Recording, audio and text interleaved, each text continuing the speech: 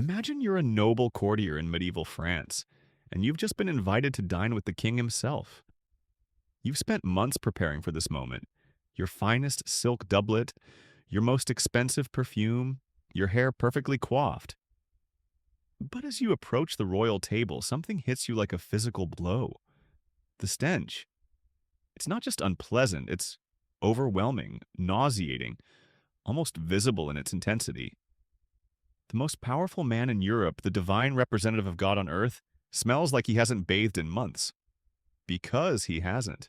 You watch in horrified fascination as His Majesty picks at his food with fingers black with grime, his fingernails so long and filthy they could be mistaken for claws. When he speaks, his breath carries the putrid scent of rotting teeth and decaying gums. The other nobles around you seem unfazed, as if this grotesque display of royal uncleanliness is perfectly normal. And that's when you realize the horrifying truth.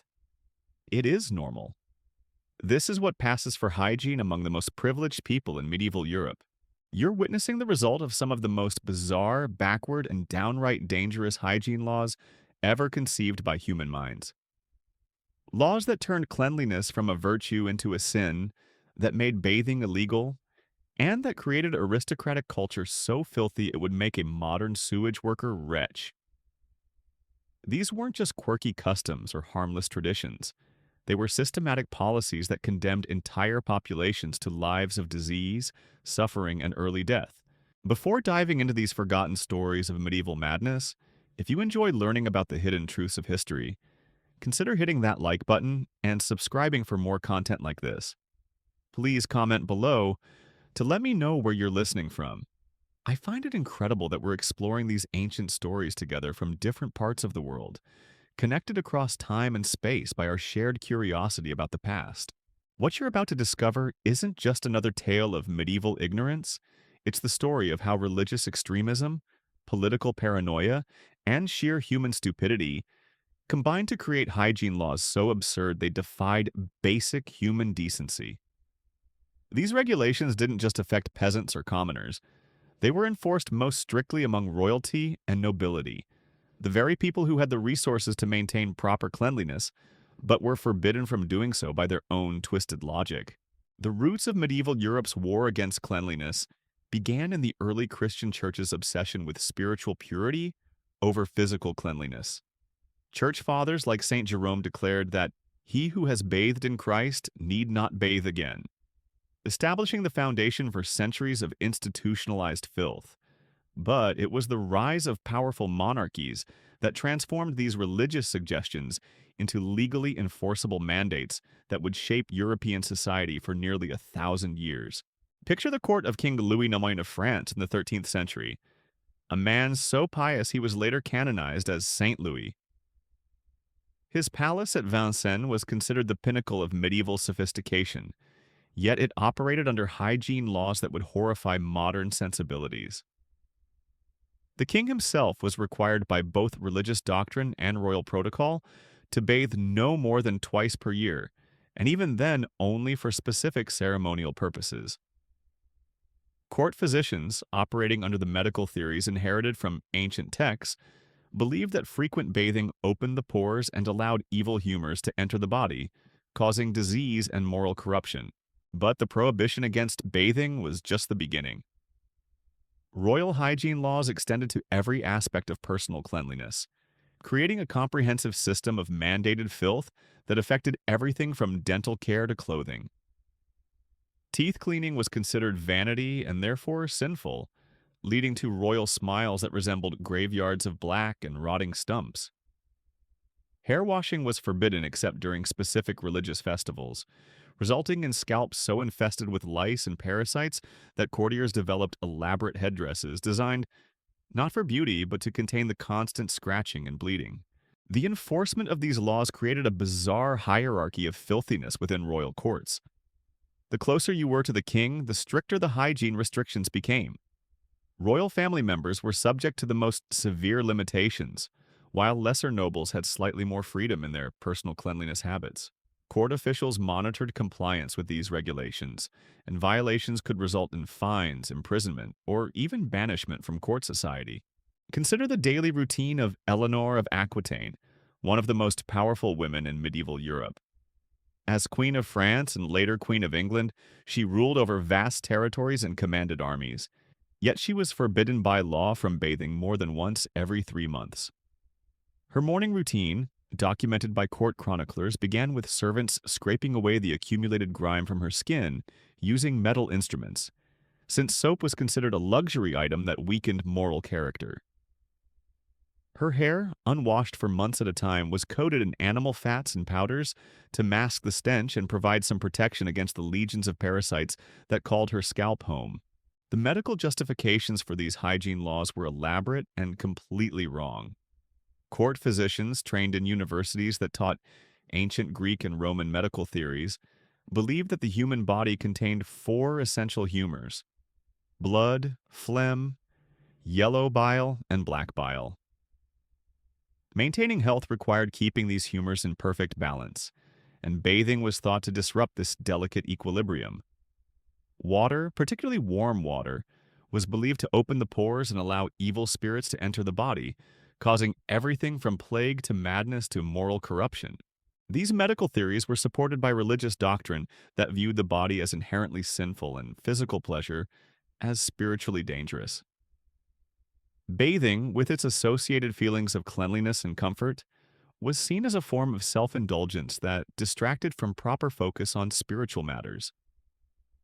The combination of medical authority and religious sanction made these hygiene laws virtually unquestionable within medieval society. The consequences of these policies were catastrophic. Royal courts became breeding grounds for diseases that should have been easily preventable through basic hygiene. Skin conditions were so common among nobility that they were considered normal parts of aristocratic life. Scabies, ringworm, and various fungal infections created a constantly itching, scratching population of rulers whose primary concern wasn't governing their kingdoms, but finding relief from their own diseased flesh. The stench within royal palaces was legendary. Visitors from other cultures, particularly those from the Islamic world or Byzantine Empire where bathing remained common, left detailed accounts of their shock at the smell of European courts.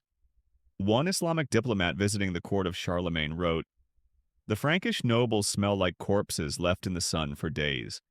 Their women perfume themselves with oils so strong they burn the eyes, yet still cannot mask the underlying rot of their unwashed bodies." But perhaps most disturbing was how these hygiene laws affected the most intimate aspects of royal life. Marriage ceremonies included specific provisions about the cleanliness levels expected of bride and groom, with too much cleanliness being grounds for annulment on charges of vanity or spiritual corruption.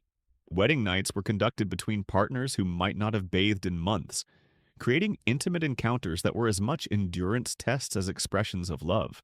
The clothing regulations that accompanied these hygiene laws created additional layers of misery. Garments were expected to be worn for months without washing, as frequent laundering was seen as wasteful and potentially spiritually corrupting. The wealthy developed elaborate systems of layering clothes to absorb bodily fluids and odors, creating walking textile museums that grew more disgusting with each passing day.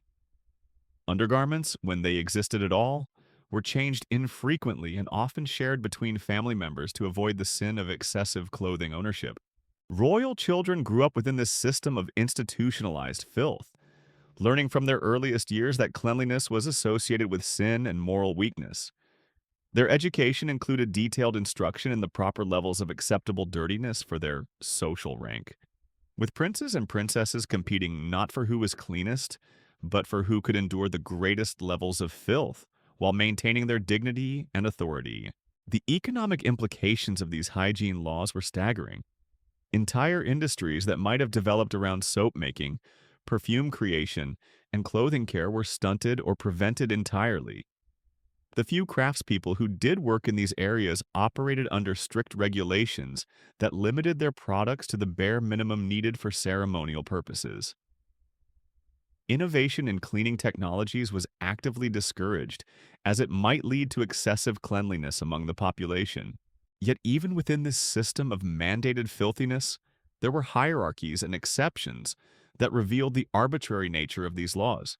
Certain religious festivals permitted temporary relaxation of hygiene restrictions, leading to bizarre spectacles where entire royal courts would rush to public bathhouses for their once or twice yearly sanctioned cleaning. These events became major social occasions, with elaborate protocols governing who could bathe, when, in what order, and using which specific cleaning materials. The psychological impact on individuals living under these laws was profound and lasting.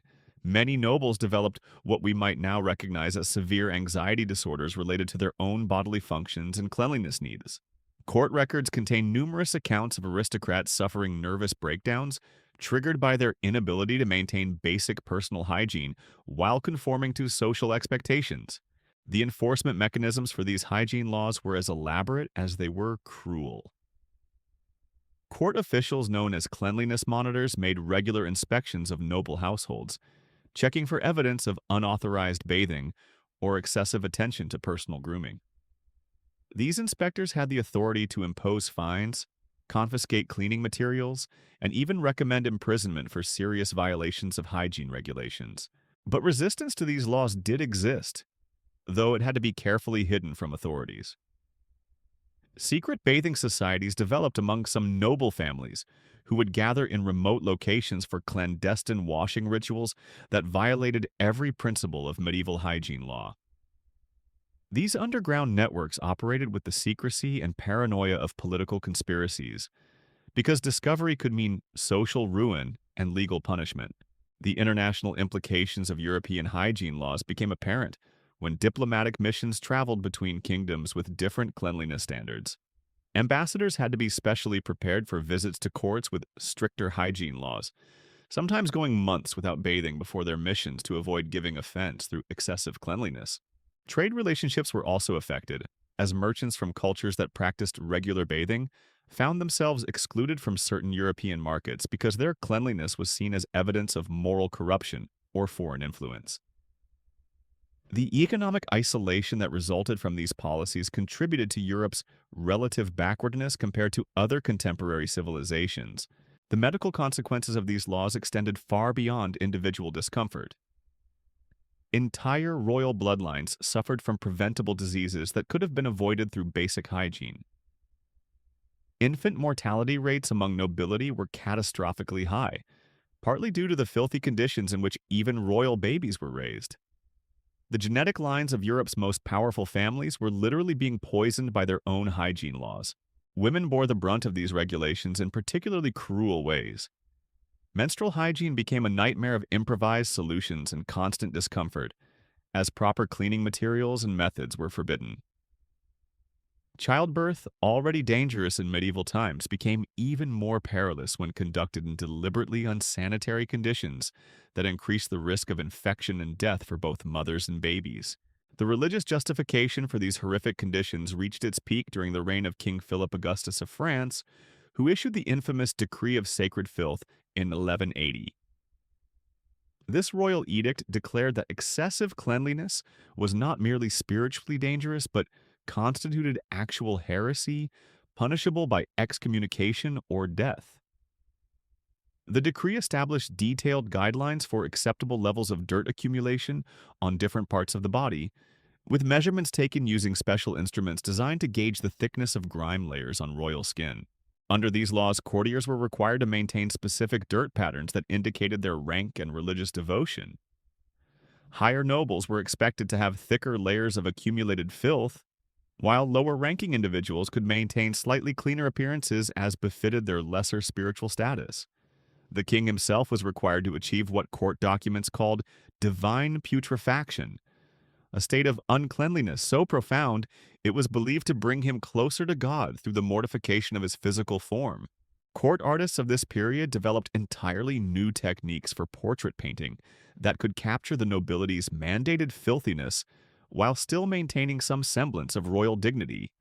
These paintings, when they survive today, show figures whose skin appears mottled and discolored, whose hair hangs in greasy ropes, and whose clothing bears visible stains that were considered marks of spiritual achievement rather than personal negligence.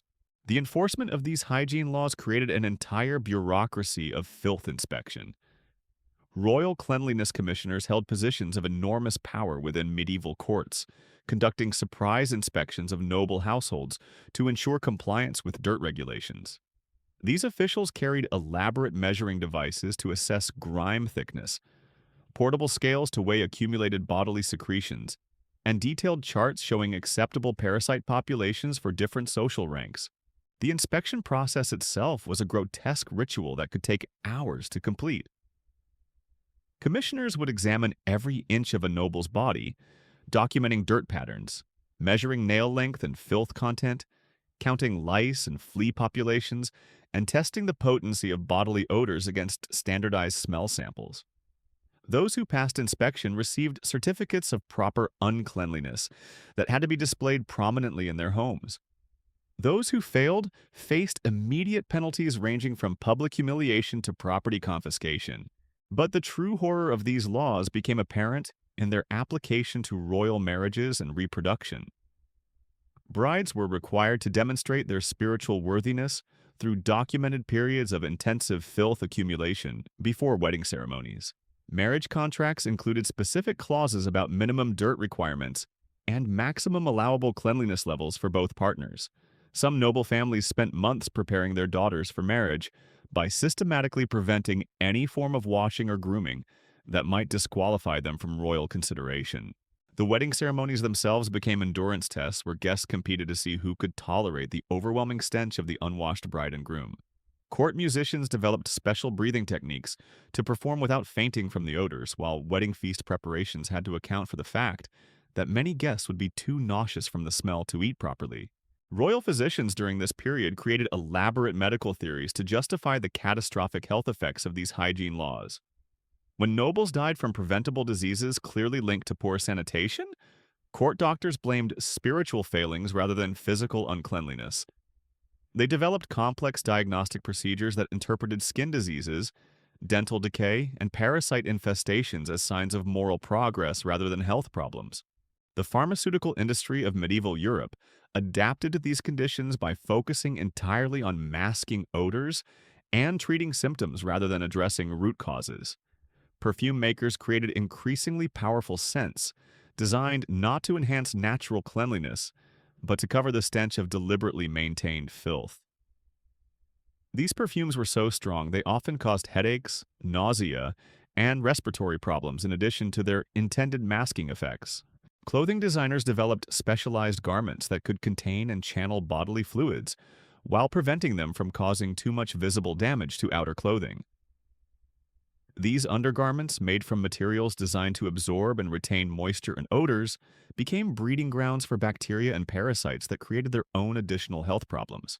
The architectural implications of these hygiene laws shaped the design of medieval palaces and castles in disturbing ways. Buildings were constructed with minimal ventilation to prevent the loss of accumulated odors that were considered spiritually beneficial. Private chambers were designed to trap and concentrate smells rather than disperse them. Even royal gardens were planted with flowers chosen not for their beauty, but for their ability to add to rather than mask the prevailing atmosphere of controlled decay. The international diplomatic consequences of European hygiene laws became increasingly problematic as trade and political relationships expanded. Ambassadors from the Islamic world, where bathing and cleanliness remained normal practices, found European courts almost impossible to endure. Some diplomatic missions failed entirely because foreign representatives could not physically tolerate the conditions in European palaces long enough to conduct negotiations. These cultural clashes led to the development of specialized diplomatic protocols for dealing with hygiene differences between kingdoms. Some European courts created separate quarters for foreign visitors, where different cleanliness standards might be temporarily tolerated, while others required visiting diplomats to undergo ceremonial filth applications before being permitted to enter royal presence. The economic cost of maintaining these hygiene laws was enormous, but hidden within the medieval accounting systems. Resources that might have been used for soap production, water infrastructure, or textile cleaning were instead devoted to perfume manufacturing, odor containment systems, and medical treatments for hygiene-related diseases. The true economic impact only became apparent centuries later when historians calculated the productivity losses and healthcare costs associated with these policies. Children born into royal families during this period faced a childhood that was literally toxic. From birth, they were exposed to levels of bacteria, parasites, and chemical contamination that would be considered child abuse by any modern standard. Their development was stunted not just by malnutrition and disease, but by the constant stress of living in deliberately unsanitary conditions that their own parents maintained through legal mandate. The educational system for noble children included detailed instruction in proper filth maintenance techniques. Young princes and princesses learned how to cultivate specific types of skin conditions, how to encourage lice populations to flourish in their hair, and how to achieve the optimal balance of bodily odors that would mark them as properly religious and socially acceptable members of the aristocracy. The psychological damage inflicted by these systems extended far beyond individual discomfort. Entire generations of European nobility developed profound anxieties about cleanliness that persisted even when hygiene laws began to change. Many nobles who lived through these periods never fully recovered their ability to maintain normal personal hygiene, even when it became socially acceptable to do so. The documentation of these hygiene laws provides a window into a world so alien to modern sensibilities that it challenges our understanding of human adaptability. Court records describe daily routines that sound more like torture than normal life, social customs that prioritize suffering over comfort, and legal systems that punished basic human decency while rewarding deliberate self-destruction. Yet within this system of institutionalized filth, some individuals found ways to maintain their humanity and dignity despite the overwhelming pressure to conform to standards of deliberate uncleanliness. Their stories, buried in private correspondence and secret diaries, reveal the true human cost of laws that treated basic hygiene as a criminal offense worthy of the most severe punishment. The resistance movements that developed in response to these hygiene laws represent some of the most dangerous and secretive activities in medieval Europe. Noble families who dared to maintain basic cleanliness had to operate with the same level of secrecy as political revolutionaries because discovery meant not just social disgrace, but potential execution for heresy against divine filth mandates. These underground cleanliness networks developed elaborate codes and signals to communicate with fellow conspirators. A white handkerchief worn in a specific manner might indicate a safe house where secret bathing could occur. Certain phrases embedded in casual conversation could identify fellow resistance members.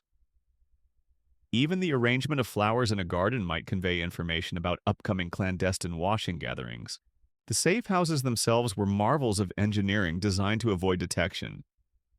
Hidden chambers were constructed behind false walls, accessible only through concealed passages that could be sealed quickly if hygiene inspectors arrived unexpectedly.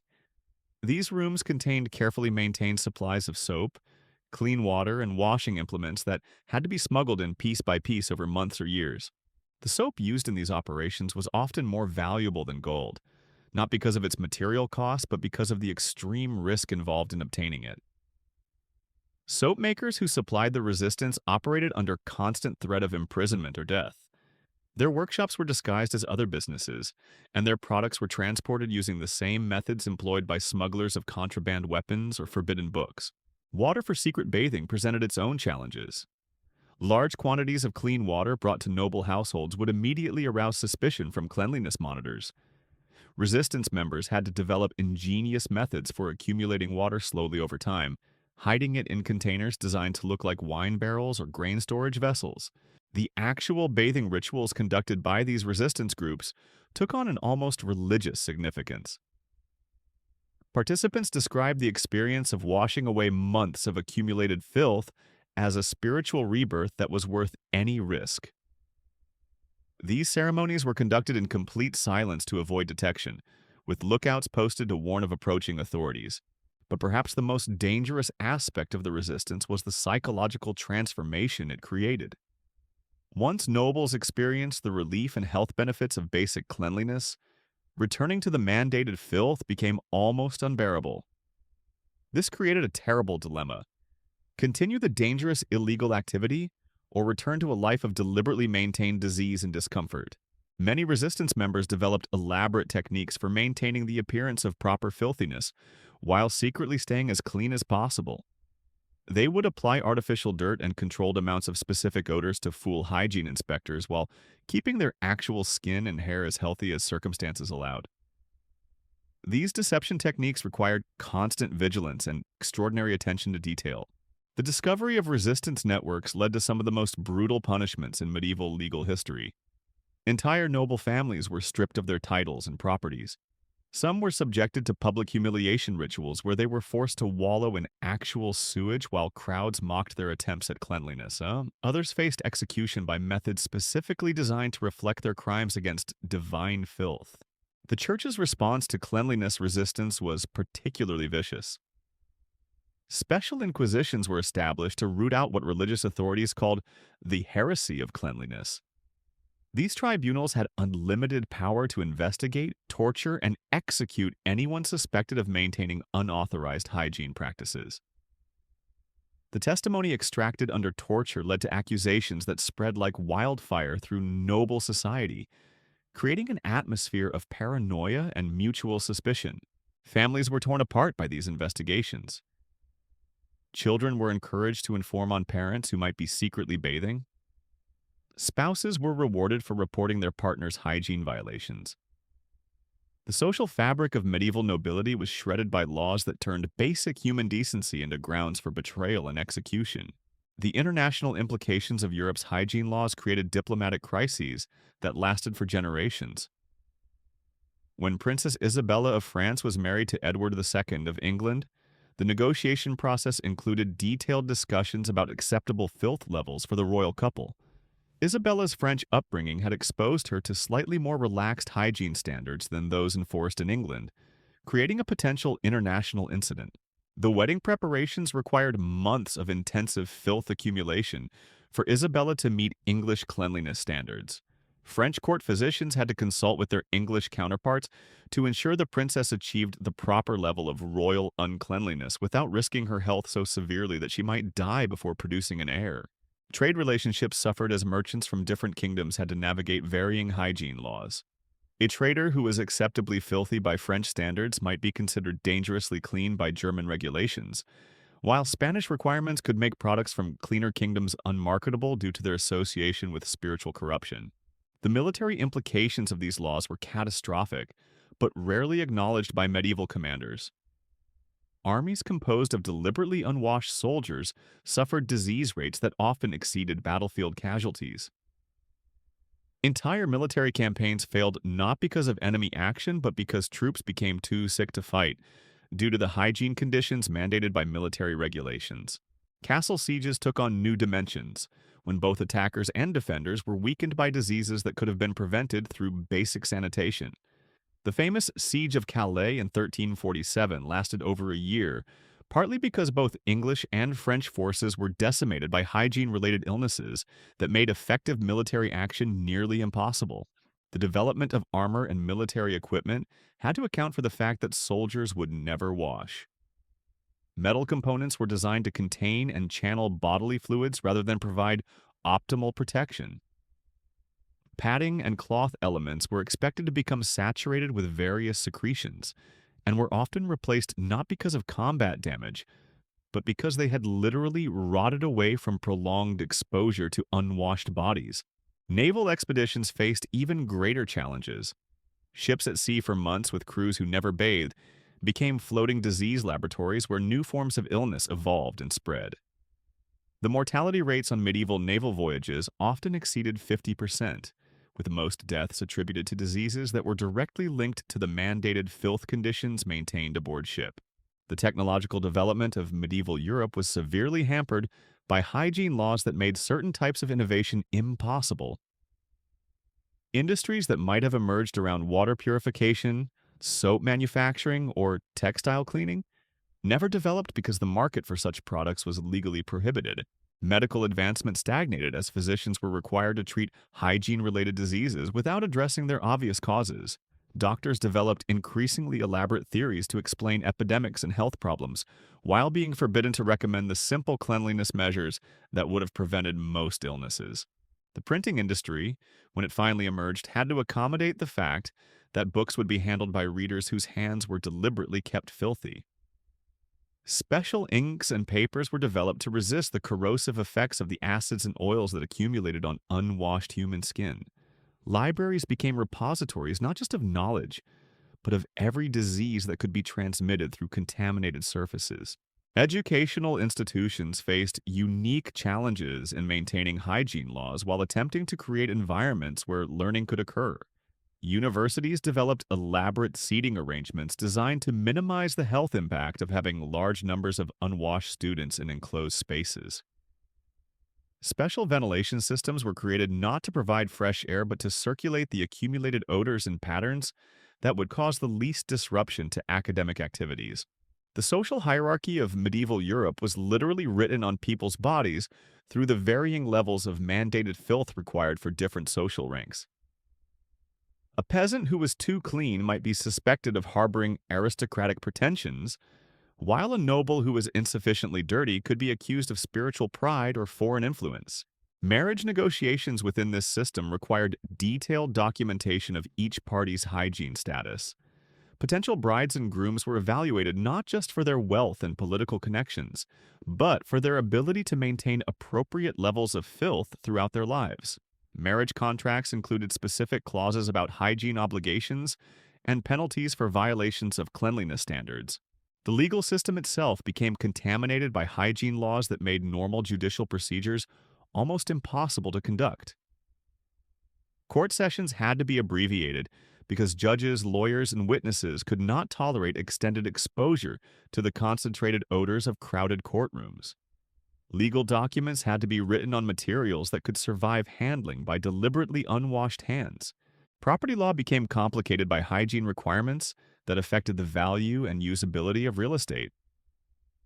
Houses and castles were evaluated not just for their strategic or economic value, but for their ability to contain and concentrate the odors required by law. Buildings that were too well ventilated or easy to clean could actually decrease in value because they made it difficult for residents to maintain proper filth levels. The inheritance system had to account for hygiene-related considerations that could affect the transfer of titles and properties. Heirs who showed excessive interest in cleanliness might be deemed unfit to inherit, while those who demonstrated proper commitment to royal filth could be favored regardless of their other qualifications. Banking and commerce were disrupted by hygiene laws that made normal business relationships almost impossible to maintain. Contracts had to be negotiated and signed by parties who could barely tolerate being in the same room together. Coins and other forms of currency became vectors for disease transmission as they passed between unwashed hands throughout the medieval economy.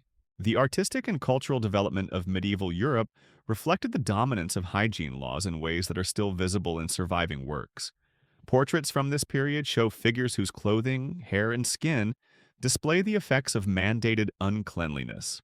Sculptors developed techniques for representing the texture and appearance of deliberately maintained filth in ways that would be considered beautiful rather than repulsive. Literary works of the period contain elaborate descriptions of characters whose spiritual worth was measured by their commitment to physical uncleanliness. Heroes in the medieval romances were often distinguished not by their cleanliness and grooming, but by their ability to maintain dignity while adhering to the highest standards of royal filth. Musical compositions had to account for the fact that performers and audiences would be gathered in spaces filled with the concentrated odors of unwashed bodies. Instruments were designed to function despite the corrosive effects of acids and oils from constantly dirty hands. Performance spaces were arranged to minimize the health risks associated with having large groups of deliberately unwashed people in enclosed areas. The religious art of this period reflects the theological justifications for hygiene laws in ways that modern viewers often misinterpret. Saints are depicted with skin conditions and unkempt appearance that were meant to represent spiritual achievement rather than physical neglect. Religious ceremonies incorporated the odors and visual effects of mandated uncleanliness as integral parts of worship that brought participants closer to divine truth. Architectural development was fundamentally shaped by the need to accommodate populations that never bathed. Churches, palaces, and public buildings were designed with minimal ventilation to preserve the spiritually beneficial effects of concentrated human odors. Construction techniques had to account for the fact that buildings would be constantly exposed to the corrosive effects of unwashed occupants. The urban planning of medieval cities reflects the influence of hygiene laws that made normal sanitation impossible. Streets were designed to channel waste and runoff in ways that would contribute to rather than diminish the overall atmosphere of controlled decay that was considered spiritually beneficial. Public spaces were arranged to maximize rather than minimize the concentration of odors from unwashed populations. The agricultural systems of medieval Europe had to adapt to hygiene laws that made normal food handling impossible. Farmers, millers, and bakers were required to maintain specific levels of hand contamination that inevitably transferred to food products. Bread, cheese, and other staples carried the bacterial signatures of their deliberately unwashed producers, creating a food supply that was systematically contaminated at every stage of production. Cooking techniques evolved to accommodate the reality that food would be prepared and served by people whose hands were legally required to be filthy. Recipes from this period include instructions for masking the taste of contamination, while preserving the spiritual benefits of consuming food that had been handled according to divine filth requirements. Spices became valuable not just for flavor, but for their ability to make contaminated food palatable. The storage and preservation of food presented unique challenges when hygiene laws prevented proper cleaning of containers and storage areas. Granaries, wine cellars, and food pantries became breeding grounds for bacteria and pests that were actually encouraged as signs of proper spiritual management. Food spoilage was often interpreted as evidence of divine blessing rather than poor sanitation. Market systems developed elaborate protocols for buying and selling food that had been deliberately contaminated according to legal requirements. Merchants had to demonstrate that their products met minimum filth standards while still being safe enough to consume. This led to the development of specialized testing procedures that evaluated the spiritual quality of contamination levels in various food items. The dining customs of medieval nobility reflected the hierarchical nature of hygiene laws through elaborate rituals that celebrated rather than concealed the effects of mandated uncleanliness. Royal banquets became theatrical displays where the accumulated filth of participants was as much a part of the entertainment as the food itself. Guests competed to demonstrate their spiritual worthiness through visible evidence of their commitment to divine dirt requirements. Table manners evolved to accommodate the reality that diners would be handling food with deliberately contaminated hands. Utensils were designed not to maintain cleanliness, but to channel and distribute the beneficial contamination from unwashed hands to food items. Serving procedures were arranged to maximize rather than minimize the transfer of spiritually significant filth from servers to meals. The development of pottery and metalwork reflected the need to create vessels that could function despite constant exposure to deliberately maintained contamination. Glazes and finishes were formulated to interact beneficially with the acids and oils from unwashed hands rather than resist them. Drinking cups and serving bowls were designed to retain and concentrate odors rather than eliminate them. Wine and ale production adapted to hygiene laws that made normal brewing impossible. Fermentation processes were modified to account for the bacterial contributions of unwashed workers, whose contamination was considered essential to proper spiritual brewing. The resulting beverages carried flavors and properties that reflected the mandated uncleanliness of their production methods. The textile industry faced perhaps the greatest challenges from hygiene laws that made normal fabric care impossible. Clothing was expected to retain the beneficial contamination of its wearers throughout its useful life. Washing techniques were limited to ceremonial occasions and had to preserve rather than remove the accumulated spiritual benefits of extended wear by unwashed bodies. Dyeing and fabric finishing processes had to account for the fact that clothing would immediately become contaminated with legally mandated filth. Colors and treatments were developed to mask or complement the effects of prolonged exposure to unwashed human bodies, rather than maintain their original appearance. The resulting textiles carried permanent odor signatures that marked their owner's social rank and spiritual commitment.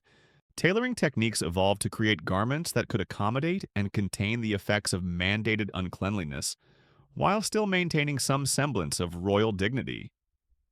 Hidden pockets and absorbent layers were incorporated into noble clothing to manage bodily secretions without violating the prohibition against excessive cleanliness. Seam construction had to account for the stress of constant moisture and contamination. The leather industry adapted to produce materials that could function despite constant exposure to the corrosive effects of unwashed human contact. Tanning processes were modified to create leather goods that would actually improve with contamination rather than deteriorate. Shoes, belts, and other accessories were designed to absorb and retain the beneficial effects of prolonged contact with ritually unclean bodies. Jewelry and metalwork faced unique challenges from hygiene laws that made normal maintenance impossible.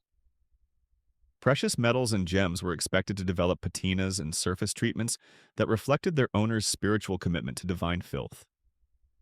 Cleaning techniques were limited to specific ceremonial occasions and had to preserve the accumulated spiritual benefits of extended wear by unwashed nobility. The timekeeping systems of medieval Europe had to accommodate the reality that clocks and other instruments would be handled by deliberately contaminated hands. Mechanical devices were designed to function despite the corrosive effects of acids and oils from unwashed operators. Maintenance procedures had to work around hygiene laws that made normal cleaning impossible. Transportation systems reflected the dominance of hygiene laws in ways that affected everything from road construction to vehicle design. Carriages and litters had to contain and channel the concentrated odors of their unwashed passengers while still providing adequate ventilation to prevent suffocation. Roads were designed to minimize dust that might accidentally clean travelers rather than maximize their spiritual contamination. The postal system adapted to handle correspondence that would inevitably become contaminated with the legally mandated filth of its handlers. Paper and ink were formulated to survive contact with deliberately unwashed hands while preserving the spiritual benefits of such contamination. Sealing techniques had to account for the corrosive effects of acids and oils from ritually unclean fingers. The banking industry developed specialized procedures for handling currency that would be constantly contaminated by unwashed hands. Coins were designed to develop beneficial patinas from contact with legally mandated filth. Storage and transport systems had to preserve rather than eliminate the spiritual contamination that accumulated on monetary instruments. Record-keeping systems had to accommodate the reality that documents would be handled by deliberately unwashed scribes and officials. Writing materials were formulated to interact beneficially with contamination rather than resist it. Archive storage methods were designed to preserve the accumulated spiritual benefits of handling by ritually unclean administrators. The legal implications of these hygiene laws extended far beyond their original religious and social justifications. Entire branches of jurisprudence developed around the interpretation and enforcement of cleanliness regulations. Courts of hygiene inspection held power equal to or greater than traditional criminal courts, with the authority to impose punishments ranging from fines to execution for violations of divine filth requirements. The international diplomatic consequences of European hygiene laws created lasting tensions that influenced political relationships for centuries. Treaties and trade agreements had to include specific provisions for accommodating different cleanliness standards between kingdoms. Some diplomatic relationships never recovered from the cultural shock of encountering radically different approaches to basic human hygiene. The military effectiveness of medieval European armies was severely compromised by hygiene laws that made normal camp sanitation impossible. Disease rates in military camps often exceeded battle casualties by factors of 10 or more. The tactical advantages that might have been gained through superior equipment or training were regularly negated by the physical debilitation caused by mandated uncleanliness. The technological development of medieval Europe lagged behind other contemporary civilizations, partly due to hygiene laws that made certain types of innovation impossible. Industries that might have emerged around water management, textile care, or medical treatment never developed because the markets for such products were legally prohibited. The educational systems of medieval Europe struggled to function under hygiene laws that made normal classroom environments almost unbearable. Students and teachers who were required to maintain specific levels of contamination created learning environments that were hostile to intellectual development. The concentration of deliberately unwashed individuals in enclosed spaces made extended study sessions physically impossible. The decline of these bizarre hygiene laws came not through sudden enlightenment, but through the gradual recognition that they were literally killing the people they were supposed to protect. The Black Death of the 14th century devastated European populations that had been weakened by centuries of mandated uncleanliness. The kingdoms that survived were often those that had begun quietly relaxing their hygiene requirements. The Renaissance brought new ideas about human dignity and bodily care that slowly undermined the religious and political justifications for institutionalized filth. Artists and scholars who had contact with classical texts began questioning whether divine will really required such systematic self-destruction. Medical knowledge imported from Islamic and Byzantine sources provided alternative theories that didn't equate cleanliness with spiritual corruption. But the psychological and cultural damage inflicted by centuries of hygiene laws persisted long after the formal regulations were abandoned. Generations of Europeans had been conditioned to associate cleanliness with sin and contamination with virtue. The process of relearning normal human hygiene took centuries and was never fully completed in some regions. The legacy of medieval hygiene laws can still be traced in European attitudes toward bathing, personal cleanliness, and bodily functions. Cultural anxieties about excessive cleanliness, suspicion of perfumes and cosmetics, and discomfort with public bathing facilities all reflect the lasting impact of laws that once made cleanliness a capital crime. The historical record of these regulations provides a sobering reminder of how religious extremism and political authority can combine to create systems that deny basic human dignity in the name of higher purposes. The nobles who enforced these laws believed they were protecting their subjects from spiritual contamination, while actually condemning them to lives of preventable suffering and early death. Perhaps most tragically, the people who suffered under these laws often internalized the justifications for their own misery. Generations of Europeans learned to view their deliberate uncleanliness as a mark of spiritual achievement rather than systematic abuse. They competed to demonstrate their commitment to divine filth requirements while their bodies and minds were destroyed by the very practices they celebrated. The bizarre hygiene laws of medieval royalty represent one of history's most comprehensive examples of how human societies can convince themselves that suffering is virtue and cruelty is kindness. These weren't just strange customs or harmless traditions. They were systematic policies that caused immeasurable human suffering, while serving no purpose beyond the maintenance of political and religious control over populations that had been taught to accept their own degradation as divine will. Today, as we face our own challenges with misinformation, authoritarian control, and the denial of scientific evidence, the story of medieval hygiene laws serves as a warning about the dangers of allowing ideology to override basic human compassion and common sense. The courtiers who smiled and pretended not to notice the stench of their unwashed kings were complicit in a system that treated human beings as expendable resources in service of abstract principles. The next time you take a warm shower, brush your teeth, or put on clean clothes, remember the countless people who lived and died without these simple dignities because their rulers convinced them that cleanliness was evil and suffering was holy. Their stories deserve to be remembered not as curiosities from a distant past, but as warnings about the human capacity for self-deception and the terrible price of allowing power to define reality according to its own twisted needs.